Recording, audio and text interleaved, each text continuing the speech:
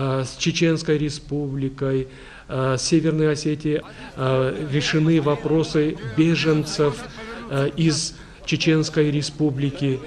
А ведь этих семей тоже надо было обеспечивать всем. И, конечно же, спокойствием, конечно же, теплом и добротой.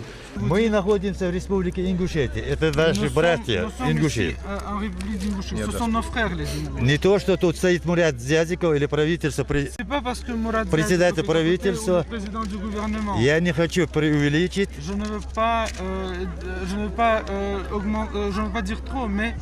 А конкретно хочу сказать вам, что тут есть. Мы, беженцы из Чечни, очень благодарны Мурату Зязикову, правительству Республики Ингушетия, за то, что эти люди очень помогают нам.